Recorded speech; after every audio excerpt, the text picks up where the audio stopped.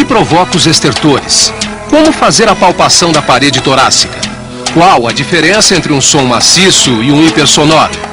Nesse terceiro programa da série Entrevista e Exame Físico, veremos os procedimentos propedêuticos, além de vários assuntos importantes ligados ao exame do aparelho respiratório. O exame do aparelho respiratório é realizado seguindo-se os passos propedêuticos de inspeção, palpação, percussão e ausculta. A avaliação é feita com o tórax desnudo, sempre comparando as hemipartes e a parte superior com a inferior. Temos dois tipos de inspeção do tórax: a inspeção estática e a inspeção dinâmica. Na inspeção estática, devemos observar as condições da pele, pelos e sua distribuição. Especial atenção deve ser dada ao formato do tórax. A forma do tórax apresenta variações em relação à idade, sexo e biotipo. A sua avaliação deve ser feita observando-se alterações no diâmetro antero-posterior ou transverso. Também deve-se avaliar o dorso, a partir de uma certa distância, para verificar deformidades da coluna vertebral que determinam o tórax escoliótico ou sifoescoliótico.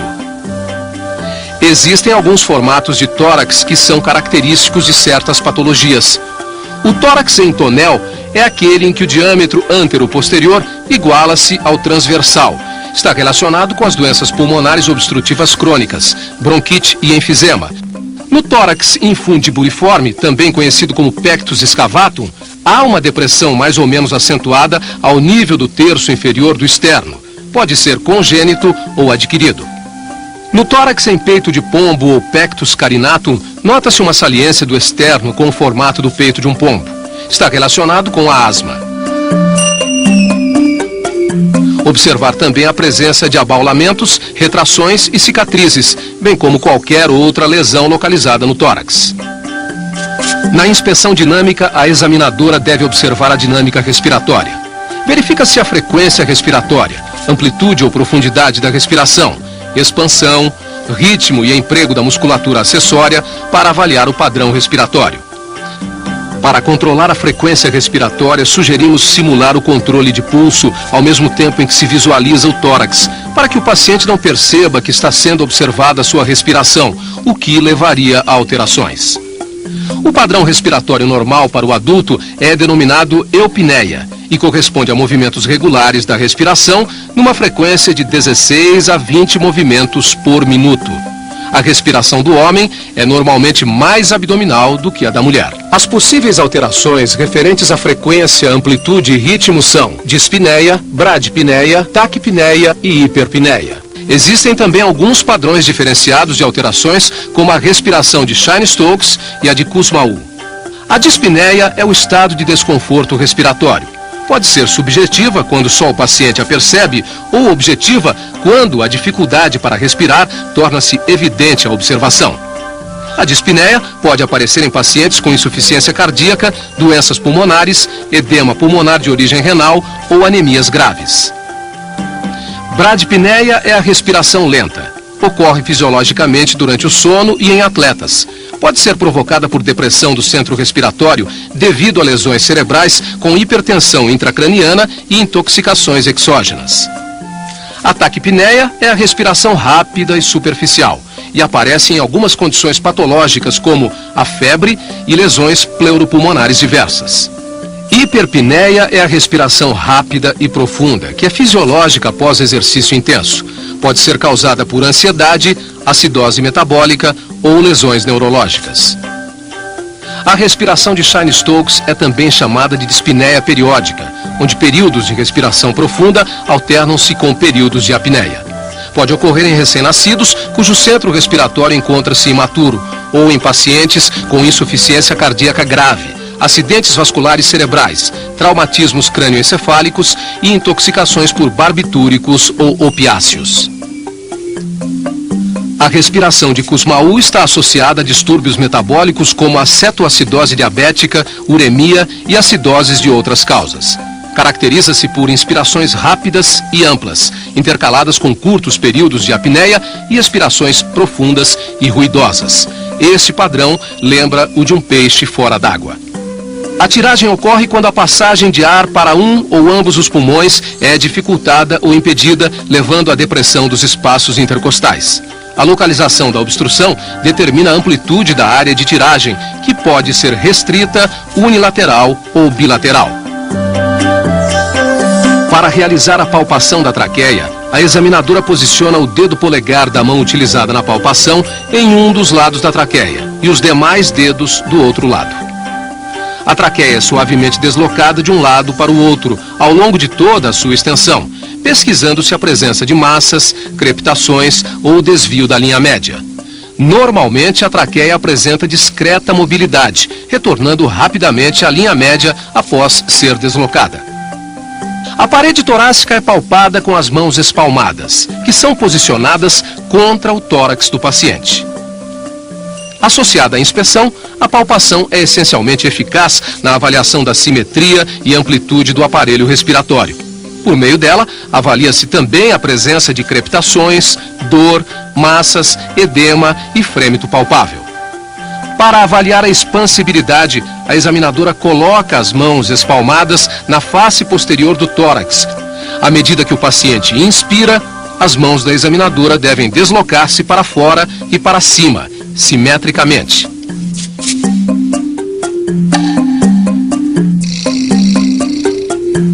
Na face anterior do tórax, as mãos devem estar posicionadas margeando as costelas inferiores. O frêmito tóraco-vocal é provocado pelo movimento do ar através da parede torácica durante a respiração, quando o paciente emite sons. É percebido pelas mãos da examinadora como uma vibração suave. Para avaliá-lo, realiza-se a palpação das paredes do tórax, deslocando as mãos pela face anterior, lateral e posterior, enquanto o paciente pronuncia 33. Compara-se sempre o lado direito com o esquerdo e a parte superior com a inferior. Deve-se identificar e localizar qualquer região com diminuição, aumento ou ausência do frêmito. O frêmito brônquico é provocado pela vibração de secreções nos brônquios de médio e grosso calibres durante a respiração. A técnica será a mesma da palpação do frêmito tóraco-vocal, porém, durante a inspiração e a expiração. A percussão é a avaliação da produção de sons através da realização de pequenos golpes em um dos dedos de uma mão colocados sobre a parede torácica nos espaços intercostais. Esta técnica ajuda a detectar se os tecidos estão cheios de ar, líquido ou se são sólidos e também a delimitar a área em que isto ocorre.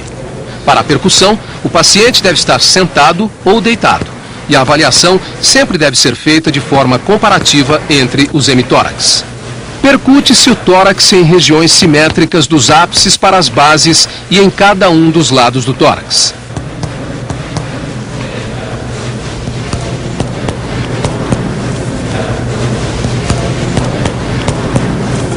Os sons encontrados na percussão pulmonar são claro pulmonar, hipersonoro, submaciço, maciço e timpânico. O som claro pulmonar é aquele considerado normal na percussão dos pulmões. Corresponde à sonoridade provocada pela presença de ar nos pulmões. Na hipersonoridade pulmonar, verifica-se que a nota de percussão é mais clara e mais intensa. Indica aumento de ar nos alvéolos, geralmente provocado pelo enfisema pulmonar. Os sons submaciço e maciço correspondem à diminuição ou desaparecimento da sonoridade pulmonar, que ocorre quando há uma redução ou ausência de ar nos alvéolos. As suas causas mais frequentes são os derrames ou espessamentos pleurais e a condensação pulmonar devido a pneumonias, tuberculose, infarto pulmonar e neoplasias. O som timpânico ocorre quando há ar aprisionado no espaço pleural, como no pneumotórax, ou numa grande cavidade intrapulmonar, como numa grande caverna tuberculosa.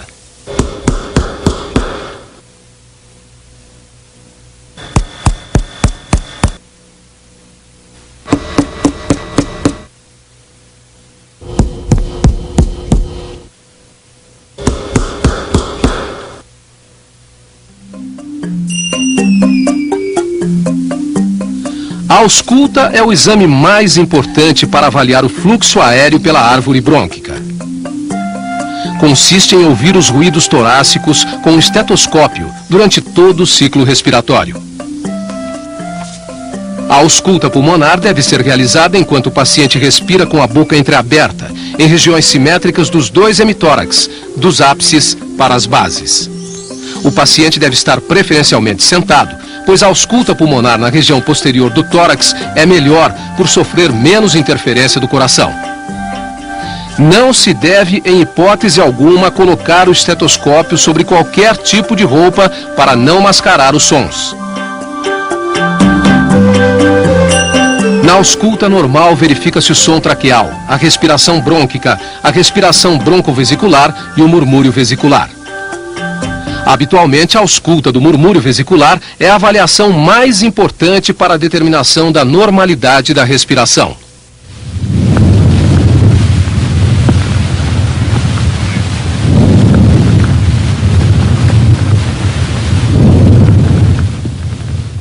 Murmúrio vesicular é o nome dado aos ruídos respiratórios.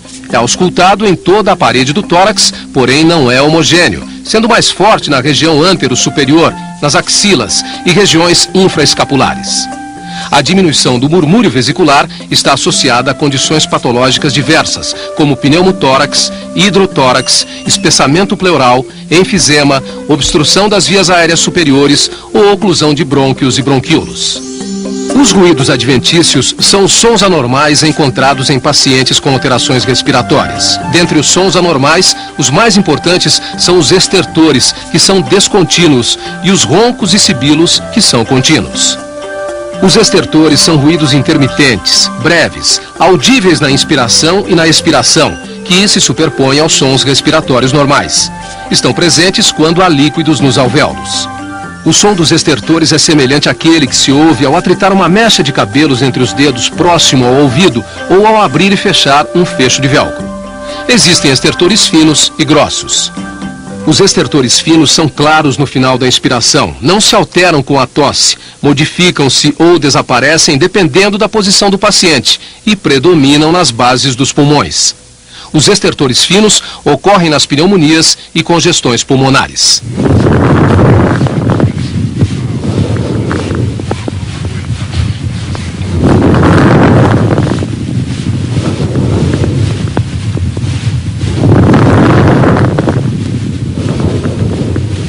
Os estertores grossos ocorrem no início da expiração e em toda a expiração. Alteram-se com a tosse, não se modificam com a posição do paciente e predominam em todas as áreas do tórax.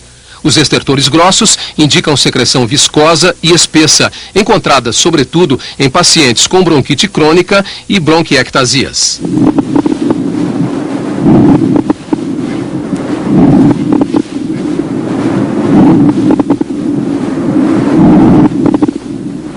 Os roncos são os sons graves originados pela vibração das paredes brônquicas que sugerem a presença de secreções nas grandes vias respiratórias. São encontrados em pacientes com asma brônquica, bronquite e obstruções localizadas.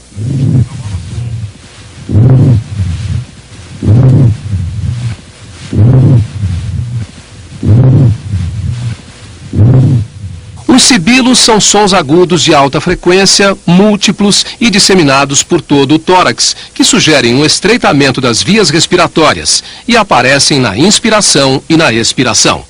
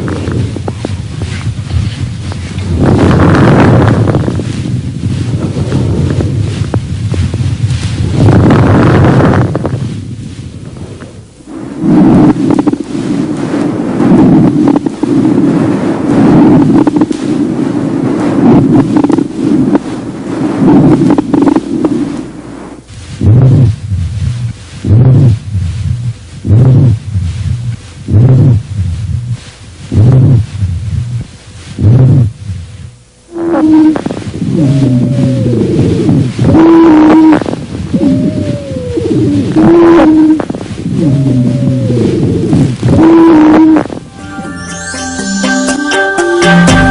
simples inspeção do tórax do paciente, a sua posição no leito, a presença de cianose nas extremidades, a sua expressão facial denota um desconforto ventilatório que o mesmo possa estar sentindo. A ausculta pulmonar é de fundamental importância na coleta de dados deste paciente.